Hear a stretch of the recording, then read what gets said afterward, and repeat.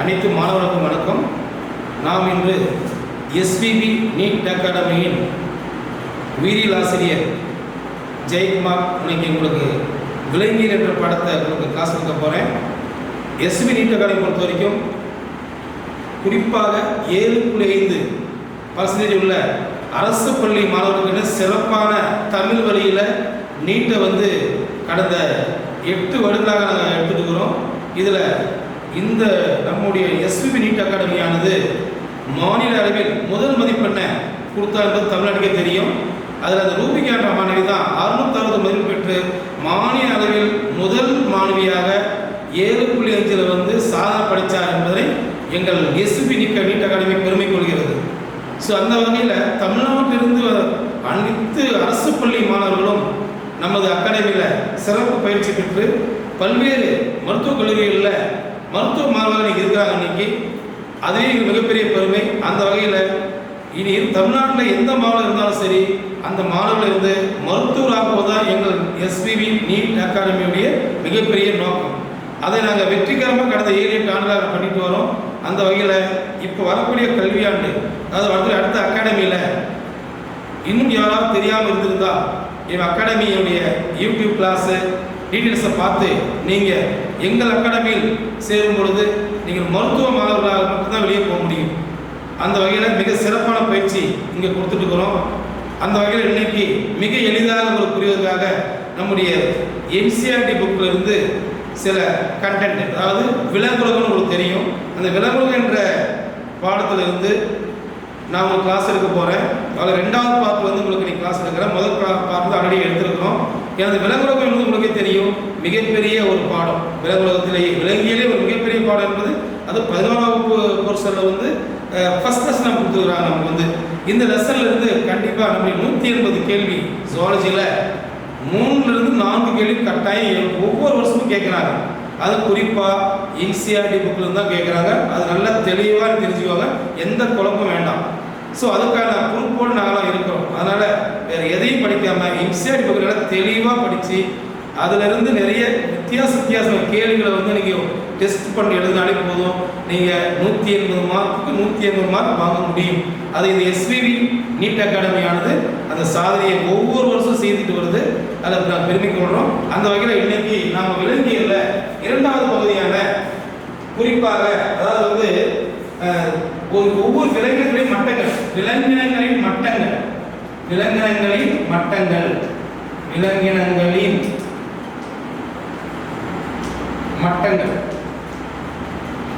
அதை இங்கிலீஷ் சொல்லப்போனால் levels of organisation சொல்லுவாங்க. நம்ம தமிழில் விலங்கின மட்டங்கள். நீங்கள் ஆல்ரெடி இப்போ 11th படிச்சிருப்பீங்க. பட் இப்போ நம்ம பார்க்குறது 4 வகை மட்டங்கள் காணப்படுது முக்கியமாக. அது ஃபர்ஸ்ட் பார்த்தீங்கன்னா செல்லுலார் அளவிலான மட்டங்கள், திசு அளவிலான மட்டங்கள், உறுப்பு அளவிலான மட்டங்கள், உறுப்பு மண்டல அளவிலான மட்டங்கள்.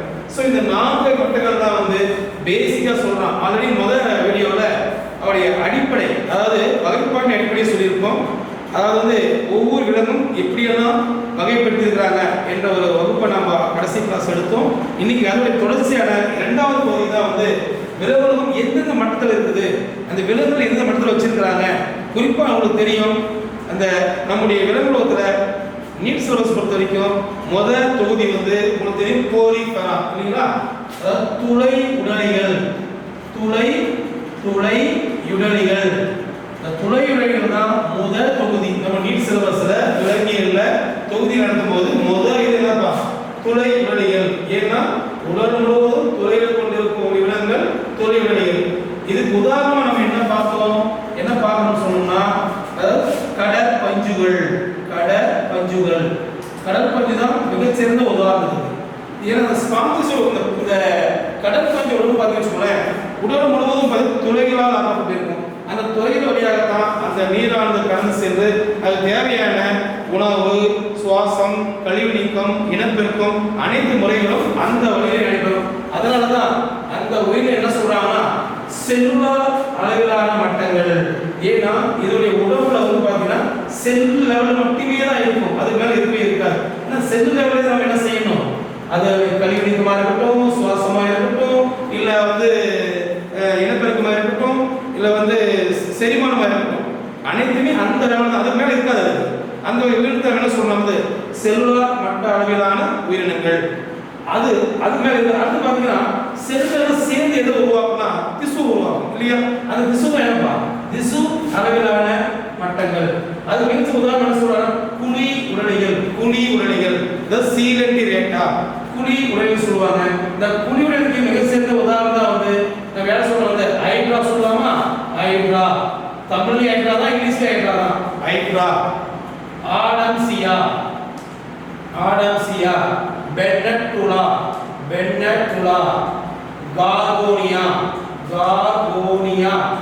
கார்கோனியா மியாண்டரினா. இது பெஸ்ட் எக்ஸாம்பிள் ஈஸியா இருக்கு. தமிழ்ல தான் இங்கிலீஷ்ல தான். சரிங்களா? உங்களுக்கு கொஸ்டினை பொறுத்த வரைக்கும் நல்லா புரிஞ்சுக்க தமிழ் மாணவர்கள் வந்து உங்களுக்கு வந்து இங்கிலீஷ் டு தமிழ் வரும், தூய தமிழ் வரும். எப்படி வேணா வேர்டு வந்து கேட்பாங்க.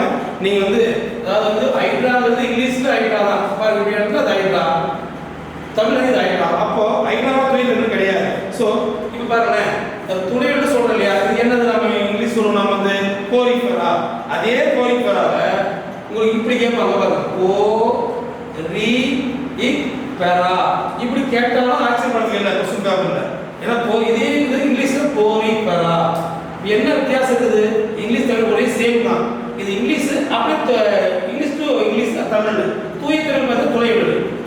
அப்போ இதையும் கேட்கலாம். அப்போ எந்த வேணும் கேட்போம் நமக்கு தெரியாது.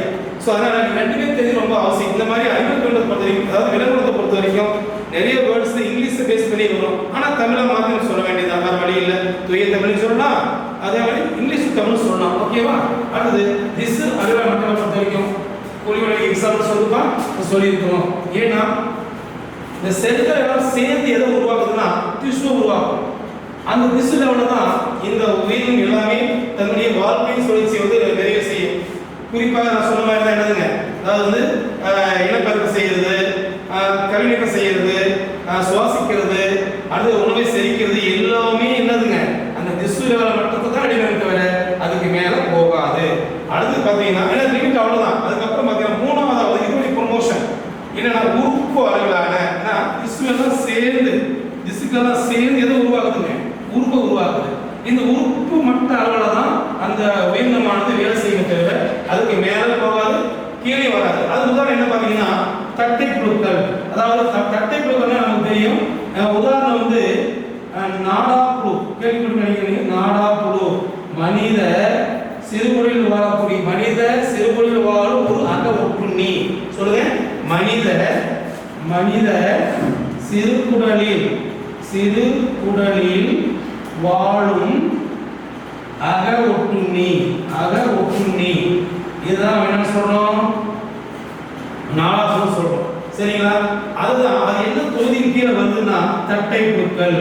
ஏன்னா இந்த நாடாப்புழு வந்து நம்ம முன்னோக்கியை வச்சு பார்த்தோம்னா அவனுடைய முதுகு புறமும் வயிற்று புறமும் தட்டையா இருக்கும். அதனால என்ன பேர் இருக்கு? தட்டை புழு சொல்றாங்க. சரிங்களா? இது நமக்கு தெரியும் இல்லையா? 6 மாசம் ஒரு டைம் வந்து குடல் புழு நீக்கமாக தான் சாப்பிட சொல்ல உங்களுக்கே தெரியும். அது என்ன புழு? தட்டை புழு தான். இப்படி எண்ணிக்கை அதிகமாக குடலில் வந்து குடல் ஆர்மை பண்ணி நம்ம சாப்பிட சாப்பாடு பாதி எரிச்சு அது எடுத்துக்குது. அப்போ நம்ம எப்படி எனர்ஜி இருக்கும் பாடியில்? அதனால தான் என்ன சொல்லுவாங்க, டாக்டர் படுத்து வைக்கிறாங்க 6 மாதம் ஒரு டைம் குடல் நீக்க மாத்திரை சாப்பிடுங்க. அந்த மாதிரி அகப்படி நம்மளுடைய குடல் என்ன பண்ணுறது, இன்டெரக்டாக இருந்து நம்மளுடைய எனர்ஜியை லாஸ் பண்ணுது. ஸோ இது வந்து பெஸ்ட் எக்ஸாம்பிள் சொல்கிறாங்க. எதுக்குன்னா உறுப்பு அளவிலான மட்டங்கள். சரிங்களா? அடுத்தது உறுப்பு மண்டலம்னா உறுப்பு எல்லாம் சேர்ந்து, அதாவது ஒரு உறுப்பு ஃபங்க்ஷனிங் ஆகும். எப்படி ஃபங்க்ஷனிங் ஆகும்? அந்த உறுப்பு மண்டல அளவிலான மட்டங்கள். அதாவது உறுப்புனா என்ன? ஃபார் எக்ஸாம்பிள் ஒரு இதயம் ஒரு உறுப்பு.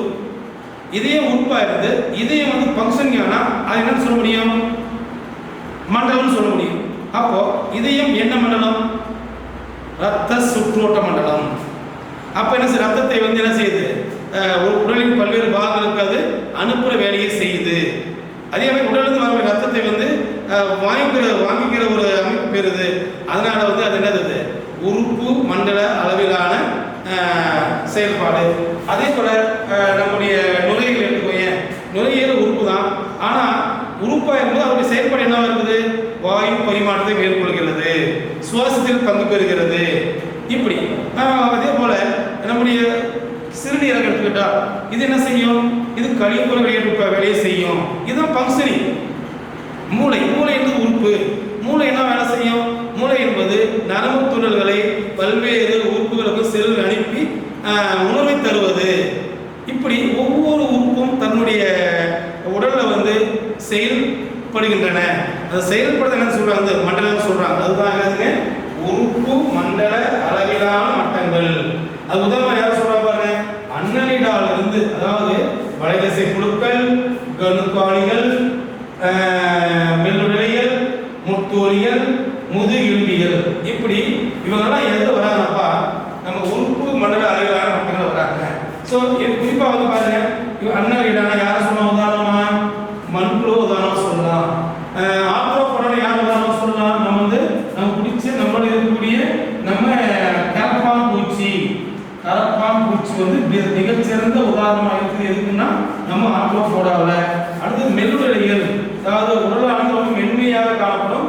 இது வந்து எப்படி சொல்றது, இதோட உடலுடைய மேற்பகுதி முழுவதும் கால்சியத்தாலான ஓடா பொருத்தப்பட்டுள்ளது. இதுக்கு உதாரணம் என்னன்னு கேட்டீங்கன்னா நத்தை. அது பயிராக நத்தை தான் மிக சிறந்த உதாரணம். நத்தையெல்லாம் நீங்க பார்த்துருக்கீங்க நினைக்கிறேன். இந்த நத்தை தான் வந்து பெஸ்ட் உதாரணம் சொல்றாங்க. இது சாதாரண சூழ்நிலையில தான் வந்து என்ன செய்யும், அந்த ஓடுல இருந்து உடம்பு வெளியே எடுத்து வேலை செய்யும். சாதாரண சூழ்நிலை இல்லாத வரும்பொழுது அந்த ஓட்டுக்குள்ள இந்த உடலானது என்ன செய்யும், இழுத்துக்கிட்டு அது வந்து சாதாரண சூழல் வர வரைக்கும் அது வந்து உயிரோட தான் இருக்கும். ஆனா பார்க்கும்போது வந்து நான் லிவிங் ஃபார்மா தெரியும். ஆனா வந்து உயிருக்குள்ள உடம்புக்குள்ள இருக்குது, ஓட்டுக்குள்ள இருக்குது. அடுத்து பாத்தீங்கன்னா முத்தோலிகள், அதாவது நட்சத்திர மீன் கேள்விப்பட்டு நினைக்கிறீங்க. நட்சத்திர மீன் வந்து பெஸ்ட் எக்ஸாம்பிள். இது அவருடைய கரங்களை பார்த்தீங்கன்னா 5 கரங்கள் இருக்கும். அந்த 5 கரங்களை வந்து ஒரே அளவில் இருக்கும். அதனால இது வந்து 5 சமச்சீர் சொல்லுவாங்க. 5 6 சமச்சீர் கொண்ட 6 சமச்சீர் கொண்ட விலங்குகள் என சொல்றாங்க. கொண்ட விலங்குகள் எது? முத்தோலிகள். சரிங்களா? அது நட்சத்திர மீன். யாரும் நட்சத்திர மீன் யாரும் சேர்ந்ததாலும் நட்சத்திர மீன். இது நீங்க டூர் போகும்போதெல்லாம் நிறைய அந்த கடலோரமா ஒதுக்கிட்டு இருக்குது. பாத்தீங்கன்னா கையில எடுத்து பார்க்கலாம். நம்முடைய லேப்ல இருக்கும், சுவாலஜி லேப்ல வச்சிருப்பாங்க. அங்கேயும் போய் பார்க்கலாம் நீங்க. ஓகே, கடைசியா தான் நம்ம வரோம். நம்ம யாருங்க? முதுகெலும்பியல். ஏன்னா நம்ம யாருங்க? முதுகெலும்பு தொடர்புள்ள விலங்குகள். யாரும் மனிதனே மிகச்சிறந்த உதாரணமா சொல்லலாம். இவங்க எல்லாம் வந்து எது வராங்கப்பா? ஏன்னா நம்ம தான் வந்து எல்லா ஊருக்கும் செயல்படும் இல்லையா? அந்த கரு உருவாகும் போதே 9 மாசம் வந்து கரு வளருது. அந்த காலத்திலே கரு உறுப்பு உருவாயிடுச்சு, ஃபங்க்ஷனிங் ஆரம்பிச்சிருச்சிங்க. அப்போ எல்லாம் அது என்ன இருக்கும்? ஹார்ட், லங்ஸ், கிட்னி, பிரெயின், அப்புறம் வந்து என்னப்பா நாளமில்லா சுரப்பிகள், அப்புறம் எலும்புகள், தோல், எல்லாமே செயல்படும் உறுப்புகள் தான். அதனால என்ன சொல்றாங்க? அதுப்பா உறுப்பு மண்டல அளவிலான மட்டங்கள். சரிங்களா? இந்த 4 மட்டங்கள் மட்டும்தான் ஒரு விலங்கை வந்து தன்னுடைய வாழ்க்கை சுழற்சியை நிறைவு செய்வதற்கு உதவி செய்கின்றன. ஸோ இன்னைக்கு நம்ம பார்த்த இந்த பார்ட் வந்து